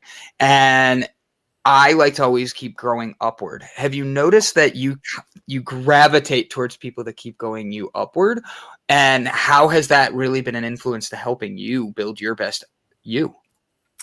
Absolutely. I believe that we as human beings are always going through an evolution. And the more that you are aware of that evolution, and then the lessons will continue to show up in your life. And as lessons show up, you will find that you're going to meet people that come into your life for a reason, or they're going to come in for a season. And every time someone comes in, it's because there was a lesson that you needed to learn, or they needed a lesson from you. So as we are evolving, as I have been evolving, I have noticed the differences in the friendships. I have noticed the differences in the people that I'm attracting. I've noticed that when I was going through that environment where it was kind of toxic, I was attracting people that were kind of keeping me down. And as I started to move out of that, I'm attracting a different group of people. And I'm also in contact with people that I've known for so long that continue to up-level me, and we up-level each other. The ones that pull you down have just kind of fallen off on their own. I like how you phrase it, because it let them fall off. Whatever religion people may be, they say things like, let those who are chaff, let those who are not in line fall off. And that's one of those things where I'm like sitting there going, that's a hard lesson for a lot of people to learn, because you feel like you're wronging someone when they're fading out of your life. At least that's how my mindset went. I'm like, why don't they want to be my friends anymore? Why don't they want to do this? And that was a really hard thing for me to start breaking from. And I know that I have built new relationships and better friendships and all that, and learned through this. And you learn when people fade off, sometimes their fading off is actually a benefit to you. And it's when you start to see that, you make the bigger changes. So, but how do you tell the difference then of somebody who is fading off because, one, they don't like what you're doing or like you anymore, or they don't want to associate with you anymore, or they're just living your life? I know I have a lot of people where they go and they do their thing with their lives and I do my thing with our lives, but then we'll reconnect after months or sometimes even a year, and it'll be like we never missed a beat. How do you differentiate those kind of people where it's just sort of a natural drift because of life, and it's a drift because they don't want to associate with you anymore? So that's a great question, Gavin. So I do have like a really good friend that I've known since like high school, and we go through periods of we don't talk for like maybe a month or maybe a year. However, when we reconnect, it's like time didn't pass. Yeah. And the reality of that is we still have this connection. We're still having attachment and we care for each other. Reality is that it's just our busy schedules do not permit us to connect more often. Now, just recently, like within the last month, I met this gentleman, and he showed up in my life to teach me a lesson. And I'm sure that I probably also taught him a lesson. So when he showed up, it was refreshing. It was really nice, and get to know him. And then when things didn't work out, at first I was kind of a little bit hurt, but I realized that, you know what? He came in here and he taught me a couple things that I needed to know at that moment. And now I'm so grateful that he came into my life, because I needed those lessons. And, the choice was to walk away. So it's just being able to recognize that and be okay with it. Yeah. And it's going to hurt, and because we're humans, we have feelings. And so, but it's okay. It's okay. Just recognize it and move on and be grateful. Oh, I was just gonna ask that. I was like, do you find it difficult to be grateful for certain situations? Like when the pain comes in, how do you keep yourself grateful, even though you know somebody maybe is wronging you, like the person you just mentioned? I don't really think that he wronged me. There's been other, situations, and I realized that they also came into my life for a lesson or for a season because I needed to learn something from them. And it's okay to have those feelings because it allows you to release them out. And yes, I could sit there and cry, or I could sit there and call a friend and like, oh my gosh, this happened. But then at the end of the day, it's like, okay, I'm still alive. I'm still healthy. What am I grateful for? And so then I focus on everything else. And then once I do that, and then it allows me to step back and see that situation from a different perspective. And then I ask myself, okay, what was it? What did I needed to learn from here? What is this about me? What situation? Because everything that happens is not about the other person. It's about you. Mm-hmm. So if I can be real with me, then that's okay. Because the biggest person we lie to is ourselves. So if I stop lying to myself and really say, okay, what about this is truly about me, and deal with that. I like that. I very well said. Go ahead, Gavin. Yeah, I'm getting the website ready. You're good. I've noticed that it comes in waves. Anytime, any sort of grieving process, because that's what it is when you lose somebody, whether it's to a death or a breakup or a falling out, it's a grieving process. And I've found that it comes in waves of being okay and then being upset and then being okay and being upset again. What do you do, or what would you recommend people do when they're getting overwhelmed by one of those waves, but they're in a situation where they can't? Maybe they're already trying to distract themselves. Maybe they're already doing an activity, but they're still stuck in their head. I go back to what I mentioned earlier. When we're stuck in our head, then we have to find a way to interrupt that thought. So it's either, like I said, go for a walk, listen to music, write something out. But it's really important that we stop and we find something if it means smelling a flower, it's going to take you away from that thought. And when it takes you away from that thought, then you're able to refocus. I have a quick question on this. What Yo Soy Amazing, is that like what does the name stand for? Because I keep reading it and I want to read it as You're So Amazing, and I know that's not right. So Yo Soy Amazing. What does that stand for? Help me out. Okay. Well, as you know, I am Hispanic, so I obviously speak Spanish. And so yo means I, and soy means am. So yo soy, you're really saying I am. So I am are the two most powerful words that a human being could say to themselves. So whenever you say I am, follow with whatever adjective you're saying. You are actually telling yourself I am smart, or I'm saying I am grateful. That's what you're telling yourself. So when you say yo soy amazing, you're really saying I am amazing. So that is my gift to you, to the world. I love that. Honestly, I was like, I'm reading it wrong, but I know that it had to mean something so cool. That is a great thing, because you're getting people to actually switch their verbiage in their mind very quickly. I think that's awesome. What has been some of the biggest struggles your clients deal with being like this? Like not everybody's going to be able to click right away with changing their mindset and that. What's some of the struggles that you've noticed people deal with, and how do you help them to break those barriers that they've created in their mind? It comes down to the limiting beliefs. It comes down to how we were programmed at a young age, and that programming is unconscious, and so that program is constantly running in your mind. I'm sure all of you have some kind of a cell phone or some kind of tablet or a gadget. That thing is always listening. They're listening, you don't know what it's listening to or what it's doing because you didn't create the program. Well, we have our own program, our unconscious mind, and it's always listening. It's just being able to listen, for us to listen to it, to get the learnings from it. So unconsciously, we create those beliefs.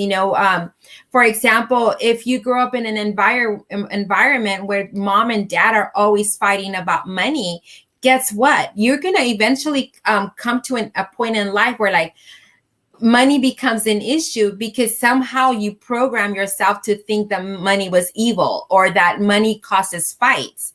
So those are I come across with a lot of beliefs that happen when we were imprinted. And science has proven that we are imprinted from the time we were born to the time we're 7 years old. It's when we start absorbing and creating that programming. So finding out what that programming has or those beliefs are for my clients and peeling them off, it's what really is a blessing. Brennan is still muted. The dogs are barking. Gotcha. They're excited about all this, technical stuff. So you're just teaching people how to sort of reprogram themselves. And are you working through therapy treatments to try to find the source of these with them, or do you kind of help them once they've already found the source of where these problems lie? Like, let's say we stick with the money thing. Parents fight about money all the time. So you have an issue with money. You're always trying to find the next best deal, and you have a lot of anxiety if your bank account is below a certain amount, even though in reality you're completely fine financially. Are you then trying to help them find the source of their issue? Or are you saying, okay, this is a doctor I would recommend you go to, or this is a way I'd recommend you going to find the source. Once you've found the source, come back and we will start working on the reprogramming process on how to work through it. So when a client works with me, I spent time understanding how they think and what they think. So based on the words that people use and they're telling me, I'm able to pinpoint what it is that the issue is. So then I start asking questions and really digging deep. So I actually kind of end up doing the therapy, with them. Awesome. Do you have any schooling as a therapist, or does that naturally come with the leadership and the mentoring training that you have? It comes through the neurolinguistics certification program. Nice. So in order for me to practitioner, I need to be certified in the neurolinguistic programming, and I'm certified by the International Board of Neurolinguistic Programming. Yes. And then Brandon asks in the comment here, how do you self-care to not take on all of your clients' issues? So I actually walk or hike. I hike once a week, and that just kind of connecting with nature. I go for walks throughout the day. And reality is when I'm working with clients, I really focus on what they're thinking and on who they are and not really put myself in their position. However, I do know that when they're talking to me or they're sharing things, it could be a learning lesson for me. So it's really important for me to do the walks, go hiking, and also my nutrition, and take time for me, whether it's reading or spending time with friends or whatever it is. So I have to find that harmony. Yeah, absolutely. I'm sorry, I lost my train of thought for a second. So I know that I try to always have a project going, or I always am trying to figure out something, the next step. Like my schedule is constantly full, and sometimes I have issues being able to sit down and relax and take a moment to just breathe and not necessarily reflect on anything that I have going on. Sometimes I do, sometimes I don't, but just the simple fact of being able to lay down in bed or on the couch and just go, okay, how do you keep everything juggling and in order? And then how much time do you for yourself typically take to just breathe and just watch the sunset, or maybe have a cup of tea or whatever it is? So in order for me to be my best self, I need to invest that time to be able to help others. So what I do sometimes is for example, right after this, I'm actually going to take time and go for a walk before it gets even hotter, because I need that time. I have a very busy day today. So in between appointments or in between calls, I will get up and go around the block and just walk and get that fresh air. If it means just maybe listening to a song, I'll put a song just for that just to listen to that song that will uplift me, or whatever it is, just finding, like, taking that moment for myself. Or even setting a timer. Like, there's days that I don't have meetings, so I'll set a timer, because I could sit on my computer and work all day long. So setting a timer every hour, like, okay, now, or every 90 minutes, set a timer, and then allow myself 5 minutes, or allow myself a minute, or even just drinking a lot of water. It's going to force you to get up. So you do those little things, to trick yourself to getting up and finding that moment. Yeah. One of the things you mentioned earlier was that you were in a toxic environment at work, and that you had to break away from that to get into your new line of work now that you're currently a part of.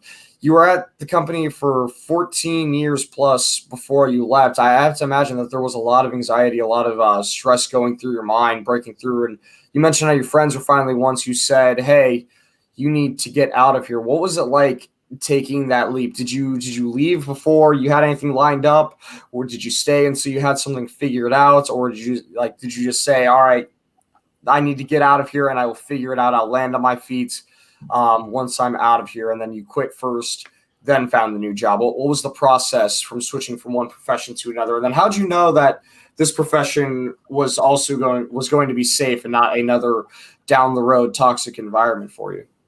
I didn't know what I was going to do. So 2016, that's when I was offered the new position, and I walked in there and I was excited about it.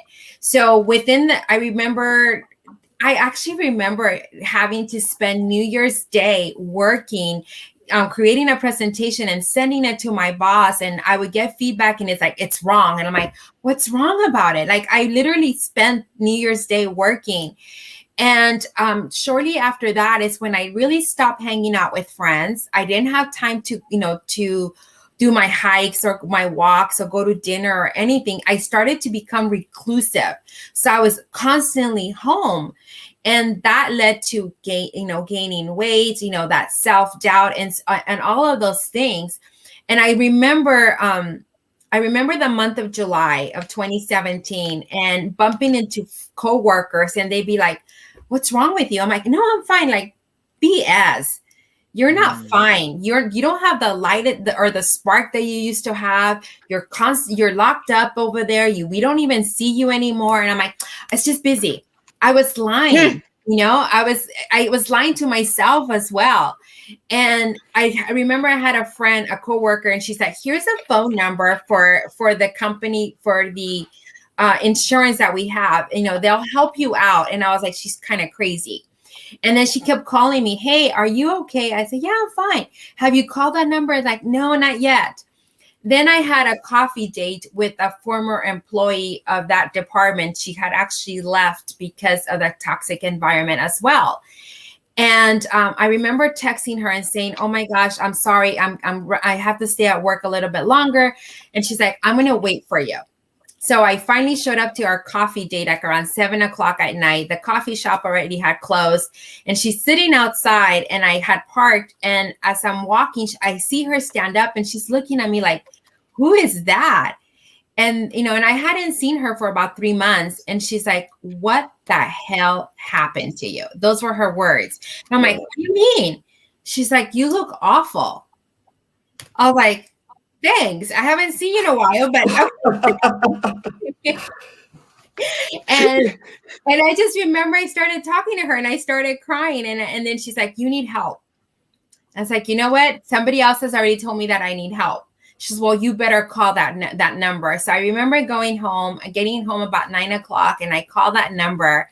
And that person on the other line said, are you like suicidal? I'm like, no, I'm okay. I mean, I must have sounded horrible. Yeah. You need help. You cannot go back to work tomorrow. I'm making an appointment for you for 8:00 in the morning, and you better show up. And she stayed on the phone with me until I calmed down. I remember waking up the next morning and I was terrified of having to call work and saying, I'm not coming into work. And I remember sending a text and I never got a response back. And so once I went into this place, they asked a bunch of questions. Of course, I start crying again because I didn't realize how bad I was. And so at that point, all I care about was getting the help and not being in that place anymore. And so I had no idea what was going to happen. Honestly, I just didn't know. And then one thing led to another and another. And then that's when I came up, 3 months later, I went to an event because I wanted to learn about networking so I could help the other business that I was getting involved in grow. And when I listened to the speaker, her story resonated with me. It wasn't the same. And I just kept saying, oh my gosh, that's me. That's me. And to see where her success was at, it's like, well, I want some of that. And then I connected with her at that event and everything else is history. Wow. Very cool. Very cool. With that, like, I love your story. I had a job once. Somebody said this to me: if people do not quit their jobs, they quit their managers. And I thought that was interesting because I was always in management and stuff. And the people that quit had a problem with either the management above, like me, or had a problem with one of the other managers. And I always thought that was interesting. Virgin Mobile CEO lives with the mentality, happy employees will make happy customers. And I stick with that because I think that makes if your employees are unhappy, they're going to represent that in the brand. When you're building yourself up though, Anna, it's a lot of people don't take that first step in really taking like, okay, I'm miserable. I'm not happy my situation and all that. And stepping out like that is really difficult for people. When you did that, how much of a challenge was that, and how hard was it to start self-talking, to build yourself up, to keep going and knowing you're in the right direction? Once I actually walked away the very first day, and I remember it was a Friday morning. And walking into that room, it's like a therapy room. And I started to see how everybody else in the room was going through a lot of things. And then I started to realize, you know what? I am lucky. I don't know where this is going to happen. I might still lose my house, but I am lucky because one of the things that I had been doing before is I had already spent time and invested in my mental self-development. So as I saw everyone else in that room, not that I was any better, but I was like, you know what?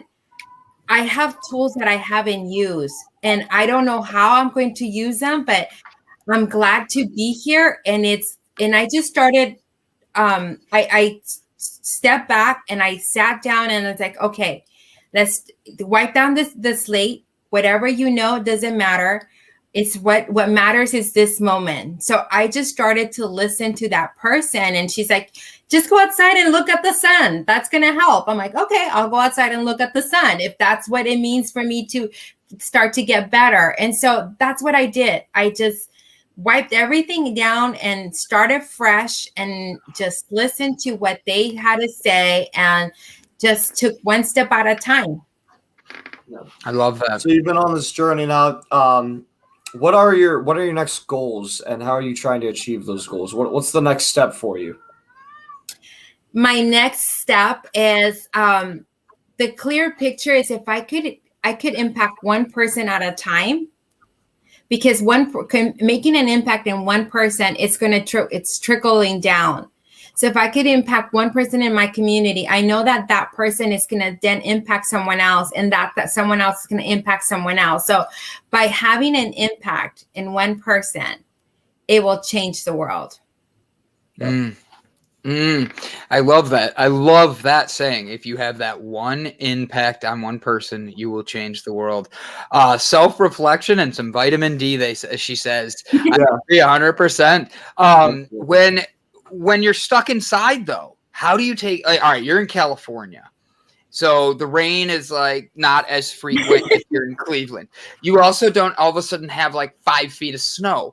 What would you recommend to people on those days when it's just you can't get outside, the mental health is kicking your butt, you're getting into that rut and you're getting into yourself in a negative place? How do you self-love through a situation where outside looks just as miserable as you feel inside?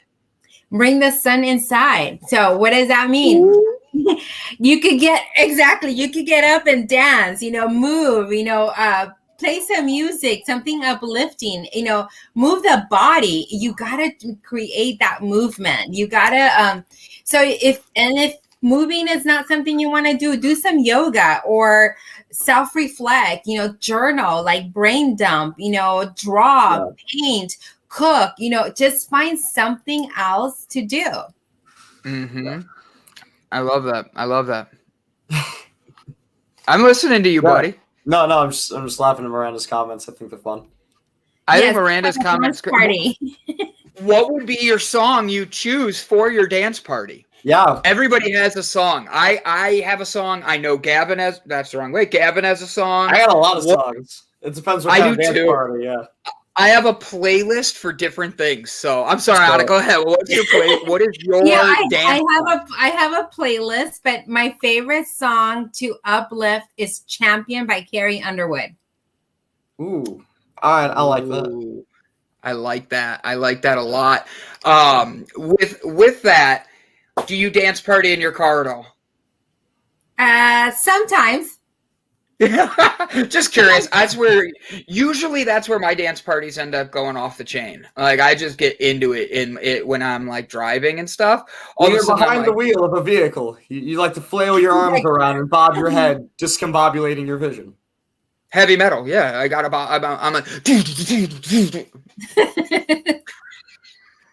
You ride with me everywhere. I have to be in a car with this gentleman for 2 solid days on our trip to Vegas here next week. So I'm going to be doing majority of the driving while he is headbanging next to me. So I make sure we stay on the road. Fun trip. Yeah, it's going to be headbanging. It could be classical. All of a sudden, Dixon's violin might start playing, and it's going to be. Ooh, I'm down with some Dixon. Yeah, you'd like Dixon. And like Brandon, that was me this morning. Yeah, that was me. Miranda, you and I are the same. I sat there. I woke up this morning. And I'm like, I need to get better music in my atmosphere. So I put on something. The song is called Bigger Than, and it's about having a life bigger than your own dreams. It's being bigger than you actually believe you can be and believing in yourself. And I cranked it and was dancing around the house and then realized I couldn't have a bagel the way I wanted. And I felt my heart sink. And I'm like, I'm going back to bed. Can't have my bagel. No, I'm just kidding. She hasn't done it in a while, but they used to always be the highlight of my day. She would send me videos of her getting off of work, and it would just say like freedom or finally out, and her just headbanging. This cute little blonde just headbanging to the heaviest metal I've ever heard in my life. Some of the times, just these blood curdling screams, and she has a big smile on her face. Just I'm like, yes, that's what it's about. I personally, I would dance in the kitchen a lot, and at home or at work, I would dance a lot. And one of my favorite songs to dance to, and 2 of them actually were Crocodile Rock and Come On Eileen. Those 2, for whatever reason, they just always make me want to boogie, just move around a bit. Nice. I like that. Yeah. I like that, Gavin. Very cool. So do you have a genre of music that makes you boogie? Like, I honestly, you put on some swing music anywhere I'm at, I will. Yes, literally. If I see you on and there's swing music on, and I know you better watch out because I'm gonna dip you. I'm gonna spin you. I'm gonna dip you. We're gonna be dancing together. I hope you're ready for that white boy anthem. Yes, I agree. Anytime like Elvis comes on, and I was just doing something, just get that little hip swivel. Yeah, that's where it's at. A twist and shout. Come on, baby. Do the twist. Our ADD kicked in. I apologize. Yeah. Both of our ADD. Quite all right. Yeah. So, what is a book you're reading right now that you use to help build yourself, or even like is inspiring you to keep building your better you, what is a book you'd recommend for people? I'm actually reading The Big Leap. Oh, I love that book. Great book. Yes. What's it about? Because I know nothing of it. It helps you get out of your comfort zone and find the most excellent version of yourself. So it's becoming the genius you're supposed to be. Mm-hmm. Nice. Now, do you believe everybody has a little bit of inner genius in them? Absolutely. I agree. I think that the biggest problem people have is believing in yourself is difficult because it's so easy to allow everybody else's opinion to get in there. Oh, I made this. Oh, why didn't you do it this way instead? Oh, you guys do a show. Why don't you do it this way instead? Everybody has their own opinion of it, and we start to question ourselves with that. Being someone as the leader of your company and all that, having other people's opinions is good to be heard and understood, but how do you keep that leadership perspective knowing what your focus is and what your vision is for the company without offending anybody? That's the key part. Absolutely. That is the key. So it's you surround yourself with like-minded individuals. Mm-hmm. And remembering that everyone's opinion is their opinion and it's their map of reality or is their map of their own world. And that's okay. So we could all three be looking at the same thing right now. We could all be looking at the same tree, but that tree may look different. For one of you might be green, for another one might be a little light green, and for another person it could be blue. It's still the same tree. Mm-hmm. Yeah. I agree. One thing that I learned, I remember I almost got put into a pyramid scheme for selling some products. I don't remember what it was. But one of the things that they told me that actually I did really like and did stick with me is that you have three kinds of people. There's talking about in sales, but I found that it comes with conversation in general. Anytime you're having a debate or just a regular conversation is where you have an apple is the first kind of person. How easy is it to eat an apple? It's very easy. You just bite into it. You know, it's very open. It's very giving. You know, it goes back and forth. It's very easy to have a conversation. It's very easy to sell. It's very easy to influence. Eat an apple. The second person would be an orange. It's a little more difficult. You got to peel away. You got to pick a little bit. You know, it might be a little bit more back and forth or compromise before you get to whatever your goal is. And then the last person would be a coconut, where it's almost impossible to get through to them. It is extremely difficult, and a lot of the times it's not worth it either to try to get through to them. But if you really, really want to, and you really work hard, then you can get whatever point across you're trying to. You can have that open conversation. You just have to be a little more careful about it and a little more precise. Mm-hmm. I agree. So what advice would you give to everybody to find their best self? Because we have about 10 to 15 minutes left, less than 15 left in the show. What would you say if you're looking to take that first step towards loving yourself? What would be that first thing they should do today for themselves? Look in the mirror. I don't want to do that. I didn't shave my head yet. I haven't showered. I put a dress shirt on for you because I wanted to look nice. I am so impressed. Thank you. You look so nice. I had to come up. I had to match you. But no, really, you really need to look at yourself, and if looking in the mirror is a good way of looking at yourself and telling yourself how much you love yourself, and really be honest with yourself, because reality is a mirror is a clear reflection of who we are. We're just seeing ourselves in reverse. We could look at a photograph. You know, how many times you look at photographs of yourself and you could be going through 100 pictures before you find the one that you like.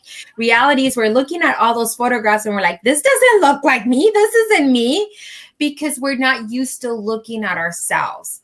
Yeah. And when you look at yourself in the mirror, that's who you always see. So when you see the person in the photograph, they may not be the same, but look at yourself and allow yourself to say, you know what?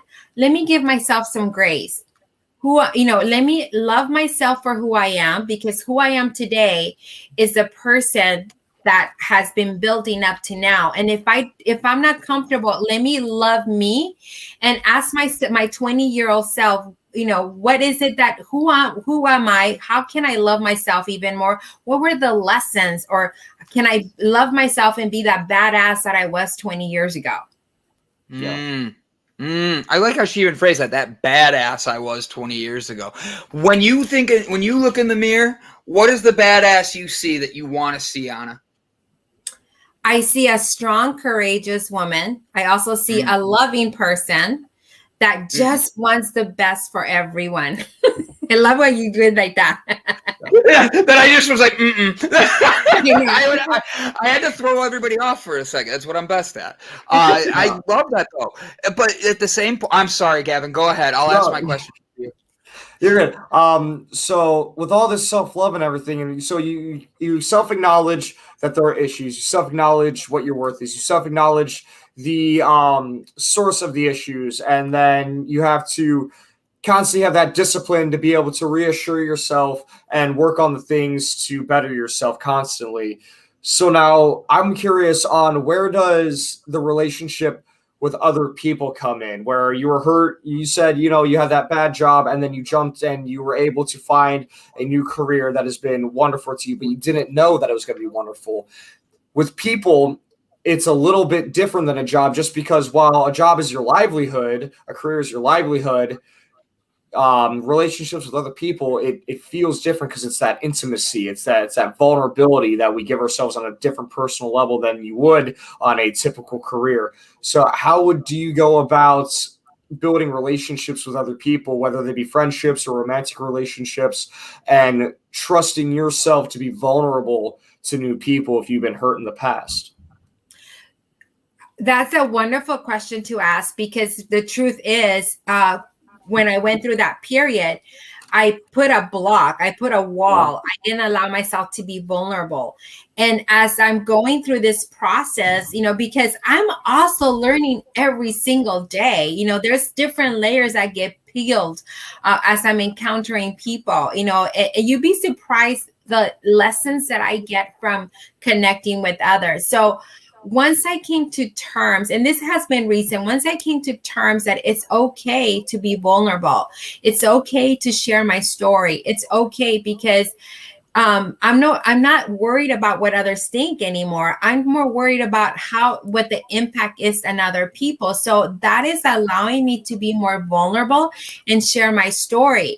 So when I'm talking to someone, it's not about me. It's like, I really want to know about you. So I will ask questions, as much as you let me, and I'm listening to you. So I'm listening to what you're saying. So if you're that coconut, I'm listening to your words so that I could be able to match you and be able to let you start allowing that coconut, that shell, to get a little softer so I could connect with you. The same thing with the orange. It's really, if I really focus on you and just allow you to be you, then we could connect. And it's about building that connectivity so that you allow yourself to let go, because when you let go, then you're also allowing me to let go. With everybody going out there, I noticed on your website, which, by the way, for everybody that's curious, it's right here. Go click this link. With that, you had a connecting part where people could get a boot camp or do a group coaching session or a one-on-one coaching. With that, it was building up You're So Amazing, because I freaking love how you did the name. With that, have you noticed people are able to open up more in group settings, or is it more one-on-one where people are actually connecting with you and letting themselves be vulnerable? So it just depends on the person. So there's some that are preferred that one-on-one and just open up. I have noticed that in the group setting, because I pre-frame it, and it's about whatever happens in this room or whatever happens, the conversation stays in here. So there's zero judgment. there's no judgment, and this is a safe zone. So I have noticed people actually also open up in the group coaching. My boot camp, I love my boot camp because it's a stepping stone, and we give so much value for people, and then they decide that they want more, and that's when this is where they are introduced to how they could start actually peeling the onion themselves. So I love the boot camp because you invest 3 hours of yourself, and I promise you get so much value that you could take that with you, and you don't have to you can start implementing it immediately. Yeah. Mm-hmm. I love that. So something we do at the end of every episode is we actually give everybody a word of encouragement and pass along a way of just helping people get through their day. It's Tuesday. Some people are already like, oh, it's Monday 2.0 and stuff like that. We like to find the positives in the day and really push people to see the goods that are coming out. So we end every episode by giving people a positive affirmation of what we've learned through this episode today. Gavin will go first, and then I'll go, and then you get to take us out for the day. That way you see how it's done. Sound good? All right, Gavin.